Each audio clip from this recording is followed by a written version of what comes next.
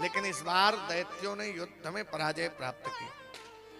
और जब दैत्य पराजित हुए तो दैत्य भागे भागे गुरु शुक्राचार्य जी के पास गए। राजा बलि, गुरुदेव हमारा तो सब कुछ चला गया और हम अब पुनः हम उस सारी संपदा सारी वस्तुएं हम कैसे प्राप्त करें? तो कहा एक उपाय है, जीवन में एक सूत्र को अपना लो। बोले कौन सा सूत्र? गुरु के वचन पर विश्वास रखो। दूसरा, गौ सेवा करो। तीसरा, अतिथि का सत्कार करो। ये 3 सेवा यदि तुम्हारे पास आ जाएगी तो तुम्हें जो संपदा तुम्हारी गई है वो तुम्हें पुनः प्राप्त हो जाएगी। अब उसी समय इन्होंने ये सेवा अपना ली, गुरु सेवा, गौ सेवा, अतिथि सेवा। एक दिन गुरु जी प्रसन्न हुए, कहा सुनो चढ़ाई कर दो। और जैसे कहा चढ़ाई कर दो, उस चढ़ाई में देवता पराजित हो गए। अब जब देवता पराजित हुए तो देवताओं की माता अदिति जी भागे भागे कश्यप जी के पास गई। स्वामी स्वामी, देखो आपके पुत्रों को बड़ा दुख है, कृपा करके देवताओं के हितार्थ कोई उपाय बताओ जिससे हम देवता हमारे सुखी हो सके। तो कश्यप जी ने कहा, देवी क्यों दुखी होती हो? क्व देहो भौतिको नात्मा क्वचात्मा प्रकृते परः कस्य के पति पुत्राद्य मोह एव ही कारण। सब मोह के कारण है। हमारी बात मानो तो मोह का त्याग करके प्रभु के भजन में डूब जाओ। कहा महाराज आप पिता हो, मैं मां हूं, आप मेरे पुत्रों के कल्याण का कोई उपाय बताओ। तो कहा पुत्रों के कल्याण का एक उपाय है, पयोव्रत करो। पयोव्रत की क्या महिमा है? जिनको पुत्र ना हो, जो शास्त्रों में वर्णन है,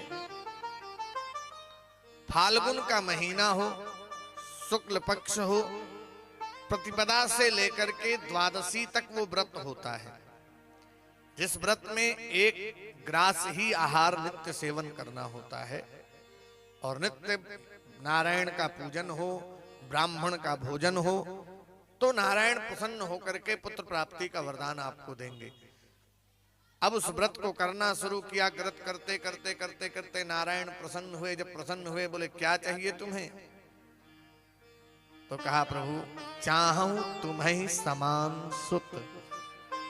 माई अपने जैसा हम दूसरा कहां खोजने जाएं? तो ठीक है, हम ही आपके पुत्र बन कर आएंगे। और समय आया, भादव का महीना है, द्वादशी तिथि है, मध्याह्न के ठीक 12 बजे वामन भगवान का प्राकट्य हो गया। बोले वामन भगवान की जय हो। अच्छा, वामन भगवान जन्मे तो धीरे धीरे वामन भगवान बड़े हो रहे हैं। आज भगवान का उपनयन संस्कार हुआ। ब्राह्मण का बालक हो, गर्भ से 8वें वर्ष में ललित जी उपनयन संस्कार हो जाता है। गर्भ से 8वें वर्ष में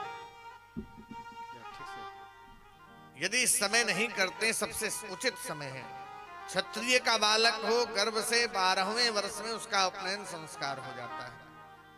लेकिन अब तो परंपरा तोड़ के बियाहे में करत है, महाराज बियाहे में कुल हो जी।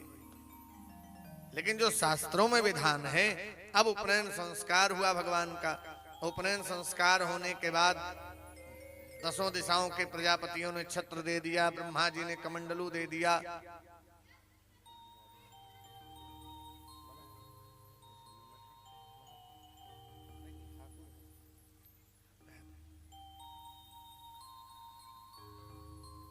पूज्य गुरुदेव भगवान कहते हैं, वामन भगवान का उपनयन संस्कार जब हुआ तो भिक्षा मांगने गए। भिक्षा मांगे, भिक्षाम देहि। भिक्षा मिली, लाके गुरु जी को देने लगे। गुरु जी ने कहा सुनो, इतनी भिक्षा से काम नहीं चलेगा। तो गुरुदेव कितनी भिक्षा चाहिए? बोले हमें त्रैलोक की भिक्षा चाहिए। बोले त्रैलोक की भिक्षा मिलेगी कहाँ? बोले जो त्रैलोक का अधिपति होगा।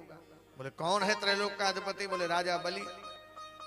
अब राजा बलि के द्वार भगवान जा रहे हैं। क्या सुंदर भाव है। तेरे द्वार खड़ा भगवान भगत भर दे